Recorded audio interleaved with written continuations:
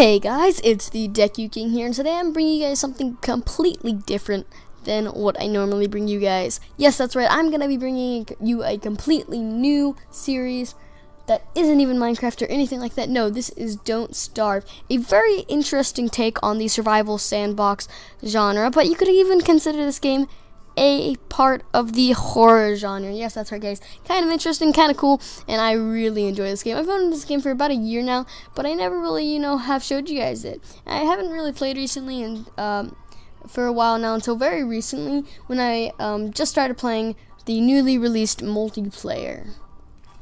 So I decided since I've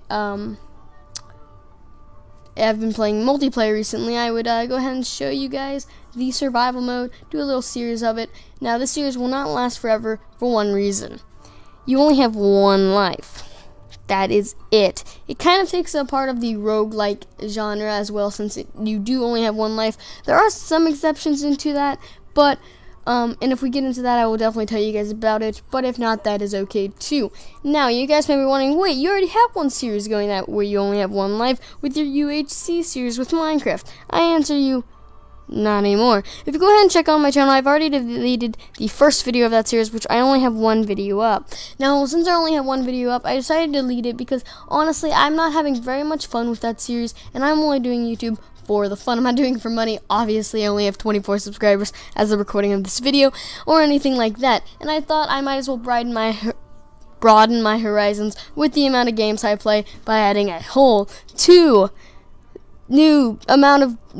one new game to my library of one game. So now I have 2 games I'm playing on the series. Whoa! So, without further ado, let's get started. So, as you guys can see, I'm a pretty experienced player. I have 77 days of survival. So I'm gonna go ahead and start off with. So there's a variety of characters to choose from. You have to unlock all of them. I've unlocked most of them, except for this guy. He's very hard to unlock. His name's Wilson. That's my goal for the series, is to unlock Wilson. Or probably not actually, but I'm gonna go for Wilson, mainly because there's a neat little thing you can do with him which will make it so you can actually live again in case you die. He's a very simple character. You start off with him, but that's all fine and dandy there because he's actually a really good character. So let's get started. So here I jumped right into the world, and this guy named Maxwell, he's giving us a little tip: get something to eat, don't starve and all. So that is a great tip for this game, and that's kind of the main aspect of this game, what you'll mainly be focusing on when you first play this game. But let me tell you, there is so much more to it than that. And as you guys can see, you wouldn't expect this game to be a horror game. But now looking at it, it looks kind of like a horror game, but it looks more creepy, not really horror. Now I would kind of agree with you, my choice of words wasn't very good, but I think this will help. It's just, I love the artistic style this game has taken, and everybody's voices when they talk. Like, if I examine this tree, for example, they all have different instruments that they talk like. So, I think that's very neat. I'm going to try to get 10 twigs, 10 pieces of grass, and as you guys can see, it's not very interesting to watch me just doing a bunch of boring stuff here, so I'm going to just go ahead and collect some materials until around dusk, which is the time of this game, and then I'll explain some more stuff. So I've just found a very interesting thing, as we found a dead body or a skeleton. We can go and examine him. Ooh, a trap, nice. So that is his trap, and it's kind of used up. That's fine though. I'm trying to get 12 flowers, because with that I can get a I can make a garland. And now, if you guys are wondering what garlands are used for, is basically they make it so you don't lose your sanity as fast. You will lose your sanity during nighttime, or doing things that would, or eating mushrooms, or just things that would overall be, I guess you could call it, shady, to so say. This could go from things as picking flowers, eating mushrooms, or I can't really think of anything else right now. Being in darkness. Oh, by the way, if I'm in complete darkness, I will be dead. This series will be over. I don't even care if this is the only video. So, yeah. We almost have 12.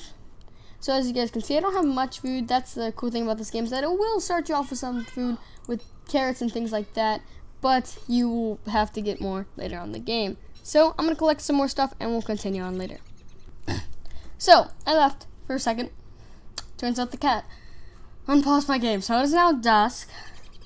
I don't have anything else. So yeah, this is a great start. But you know what? Let's make a garland. And let's restore our, yeah. Okay.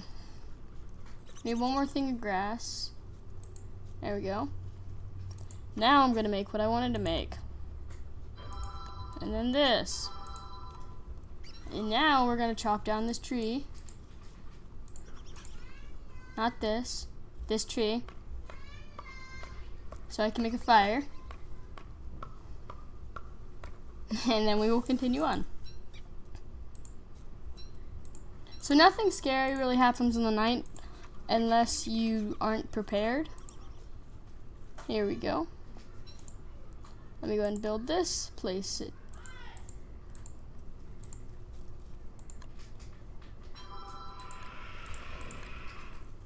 Okay, I don't know what just happened, but I'm gonna place this because it wouldn't let me place it before. And there we go. So now I'm going to add some fuel. So now I have a torch just in case. Equip this axe. And I'm gonna cook some of these carrots because, you know, just like real life, because, you know, this happens in real life, but you know video game physics, if you cook food, it'll fill up your hunger more. That was sarcasm, by the way. It does not work in real life, but it does fill up your hunger more. Actually, I love this game because I don't ever get lag. We're gonna keep on exploring once daytime comes, and because I really want to get a plains biome because we can find beefalo there, and if I find beefalo, I'll tell you guys why that is a great thing. But I'm gonna go and pause the video until it's daytime. I will see you guys in a second, and then I'll explain why sanity is, I'll go ahead and explain now. So in the darkness, you can go ahead and get one hit because there's this thing that you can't see, and it kills you. So basically, but if you get, the more insane you get, so let's say my insanity drops to around 100, basically what will happen is that you'll have these shadow creatures, and they'll start showing up about 150 for this guy. And what will happen is once your sanity goes down, is as it gets lower and lower, you'll get even more insane. Everything will change by the way they look. It'll get really creepy. And they'll start attacking you if your sanity gets really low. Your sanity gets low by also getting attacked by things. Those bees are neutral mobs, means if I attack them, they will attack me. So, yeah. There's also this thing called the Hound that will show up later on in the game. Probably by episode, I'd say maybe 3. The first episode I'm going to be doing pausing and stuff, but that'll be a lot less frequent later on because I want to have each episode be about 1 day longer, 15 minutes. And right now we're on day 2, so it's longer than 15 minutes. That's how longer than I've been playing it at least. So I'm gonna continue getting trees and I'll see you guys then. Okay guys, so I just ran across a pretty rare biome. It's actually kind of cool because you can get these things called reeds there, which you can use to make paper, which you can use to make books, which will basically make it so you can, it's kind of useful, but those things are in here. So I'm gonna kind of ignore this biome for now. I will definitely come back later, but like I said, as of now, I'm going to ignore it and look for a plains biome.